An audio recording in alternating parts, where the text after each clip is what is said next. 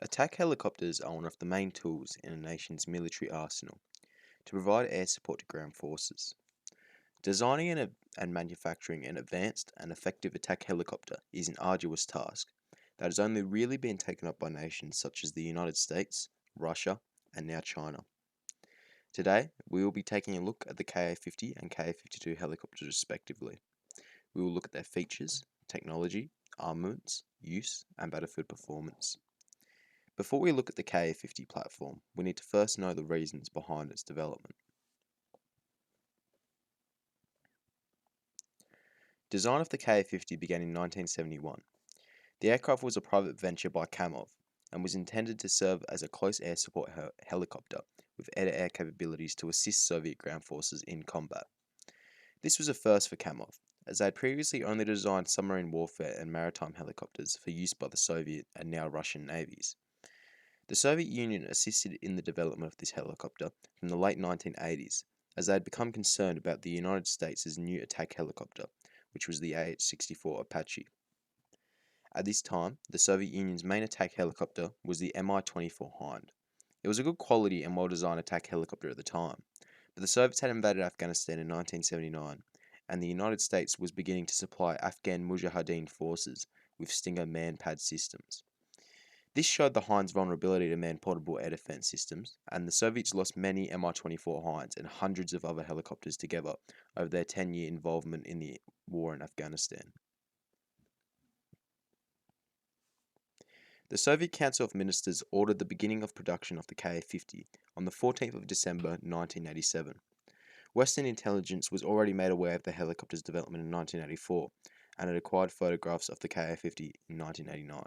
The Ka-50 is a platform of two helicopters, the first being the Ka-50, which is a single-seat attack helicopter, and the second is the Ka-52, which is a two-seater version of the Ka-50, in which the pilot and weapon system operator sit side by side in a dual cockpit.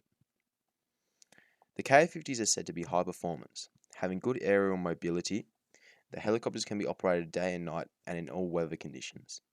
The aircraft is said to be highly survivable and can withstand small arms fire from the ground, as well as larger caliber rounds to the crew compartment. The aircrafts are able to embark air-to-ground and air-to-air missiles, which means the aircraft can engage targets ranging from infantry to light and armored vehicles, as well as tanks, and the aircraft can also engage other light aircraft with its air-to-air missiles. The aircraft notably doesn't feature a tail rotor. Instead, it features a coaxial rotor design, where two propeller assemblies are positioned one on top of the other. This is said to provide rotary wing aircraft with greater lift and load carrying ability. And this airframe is the first time it is featured on an attack helicopter, allowing it to carry a greater amount of weaponry compared to traditional attack helicopters. The aircraft is said to have a hovering ceiling of 13,000 feet and a climb rate of 10 meters a second at full speed vertically. The aircraft's coaxial rotor design allows it to maneuver quicker than normal helicopters, and the aircraft is said to be able to perform sharp, full-speed turns. The airframe has a maximum G-force limit of 3.5 Gs. Flight systems that feature on the aircraft are an INS system, autopilot, and a heads-up display. The aircraft also features a forward-facing infrared radar as well as a terrain-following radar. In terms of combat systems, the aircraft also features a radar warning receiver and an electronic warfare suite, as well as a chaff and flare countermeasure dispenser system. For survivability, the coaxial rotor design means that the aircraft can remain in the air without a tail rotor. And notably, the Russian Air Force claims that during testing, when the tail assembly was removed, the helicopter was still able to land safely. The armor on the aircraft is featured around the cockpit and vital systems such as the engine. The crew essentially sits in an armored bathtub, and it is said that it protects the crew from 12.7mm rounds, which is equivalent to 50 BMG. The cockpit armor also provides some protection against 23mm anti-aircraft projectile fragments. The two rotor blades on the aircraft are made from titanium alloy and are said to be able to withstand small arms automatic fire.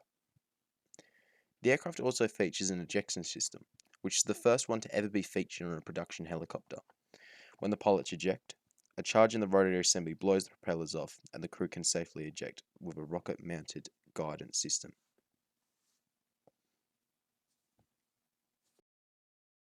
The specifications for the two base models are the same, apart from the crews of course. The basic specifications are the Ka-50 has a crew of 1 and the Ka-52 has a crew of 2. The length of both aircraft is 16 metres, which is equivalent to 52 feet and 6 inches. The height of the aircraft is 4.93 metres, which is equivalent to 16 feet and 2 inches. The empty weight of the aircraft is 7,700 kilos, which is equivalent to 16,979 pounds. The gross weight of the aircraft is 9,800 kilos, which is equivalent to 21,605 pounds. The max takeoff weight of the aircraft is 10,800 kilos, which is equivalent to 23,810 pounds. The aircraft has a power plant of 2 times Kilmov VK-2500 turboshaft engines, and they provide 18 kilowatts of power each. The performance specifications of the aircraft are: it has a maximum speed of 315 kilometers an hour, a cruise speed of 270 kilometers an hour, a maximum speed of 350 kilometers an hour, a range of 545 kilometers, a combat range of 470 kilometers, a ferry range of 1,160 kilometers, and a service ceiling of 5,500 meters, which is equivalent to 18,000 feet. The rate of climb of the aircraft is said to be 12 meters a second, which is equivalent to 2,400 feet a minute.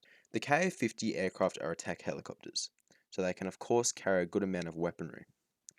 The base Ka-50 and Ka-52 comes armed with a Shipyonov 30mm 2A4 autocannon.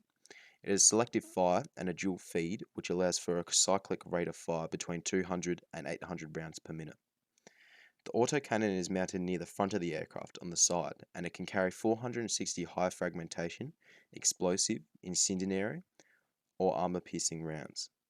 The aircraft can be loaded with multiple types of rounds at a time, and the pilot, or WSO, can change the selection mid-flight. Because of the way that the autocannon is mounted on the aircraft's side, it only allows for a limited amount of movement vertically and to the left side of the aircraft, but it also allows for the cannon to have a better range and better accuracy. For external weaponry, the aircraft has 4 external hardpoints under its 2 wings, as well as 2 hardpoints on the tips of each wing. The hardpoints are able to be tilted to allow weapons to reach targets easier. The Ka-50 and 52 have a weapons load of 2,000 kilos of external weaponry. For anti-tank armaments, the aircraft can be mounted with either 12 laser-guided Vickers anti-tank missiles or the Atka laser-guided anti-tank missiles. The weapon system on the aircraft features a fire and forget system, allowing the aircraft to take evasive action while the missile guides itself to the target. The aircraft can also carry rocket pods, such as the S-13 and S-8 dumb rockets, but they can also be fitted with a laser guidance system. For bombs, the aircraft can be fitted with 4 250 kilo bombs or 2 500 kilo bombs. And for other weaponry, the Ka-50 or Ka-52 can be fitted with 2 23mm gun pods, 2 500-pound external fuel tanks, and flare and chaff countermeasure points on the hard points. For air targets, the aircraft can be fitted with a dual Igla light air-to-air missile launcher on each of the aircraft's wingtips.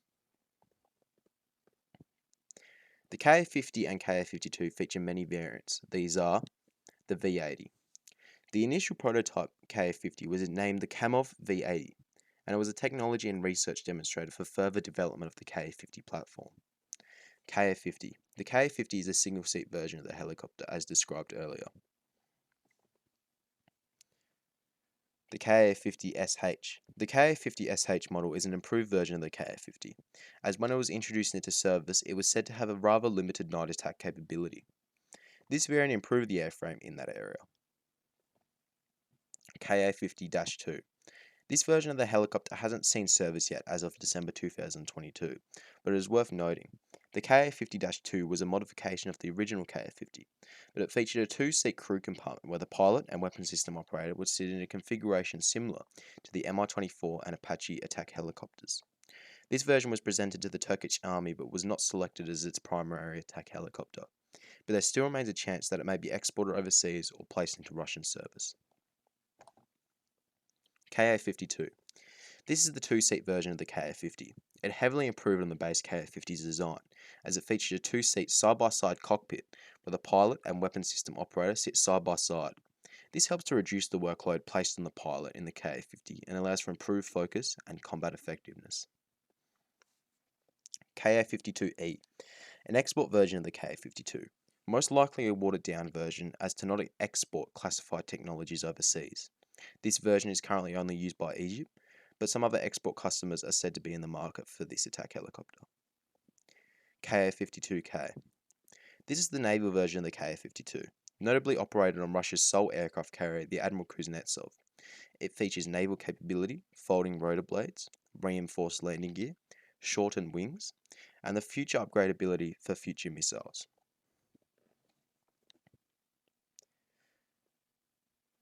The Ka-50 first made its debut in combat in the Second Chechen War. It performed some light counterinsurgency operations in the Chechen mountains. The Ka-52 made its debut in the Syrian Civil War during 2015. The aircraft supported Russian special forces and Russian army counterinsurgency operations against ISIS and against other anti-governmental factions in Syria. According to some sources, on the 2nd of May 2018, a Ka-52 belonging to the Russian Air Force crashed in eastern Syria due to a technical issue. The Ka-52 has featured prominently in the Russian invasion of Ukraine. The aircraft exploded onto the scene, featuring in many combat videos in the early days of the war. The aircraft supported VDV forces as they landed in Ukraine, most notably in the Battle of the Antonov Airport near Kyiv. It was there where the first Ka-52 was lost to enemy fire, having been shot down by a Ukrainian Manpad system, as seen in the video on screen. In the now 10 months that the war has gone on for, the Ka-52 is featured as Russia's primary attack helicopter in Ukraine. This is because of Ukraine's use of advanced Manpad and air defense systems, of which the Mi-24 and Mi-35 helicopters are too dated to perform in a high-threat environment. In total, so far, over 20 Russian Ka-52s have been confirmed to have been destroyed in Ukraine due to enemy fire. Observations by Western intelligence on the Ka-52 in Ukraine state that the aircraft is effective, but may have weaknesses in some areas.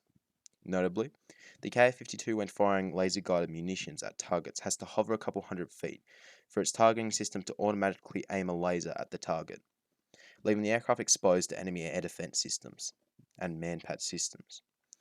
Ukrainian intelligence also claimed that the Ka-52s have been downed by machine gun fire, counteracting the Russian claim that the airframe is resistant to 12.7mm rounds. We must be careful when analysing the Ka-50 and Ka-52, as due to the ongoing war in Ukraine, there is propaganda and false claims on both sides. As obviously the Russians want the helicopter to appear as a great success, and Ukraine would like it to appear as a colossal failure for the Russians. But from the information I've found, the aircraft appears to be effective in some environments, but Russian tactics have not enabled the helicopter to achieve its full potential, as they have been forced to change from the large offensive operations in February 2022 to now a war of attrition as winter approaches, where the Russians have depleted their guided munition stocks and are forced to use outdated tactics such as lobbing barrages with unguided missiles, which aren't as effective. It should be noted, though, that we shouldn't be quick to jump to conclusions about the aircraft, as it is currently performing in a high threat environment, where equipment loss is likely due to the use of new advanced air defense systems.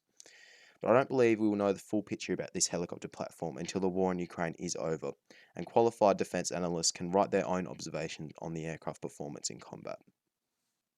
Well, that's all I have to say for this video.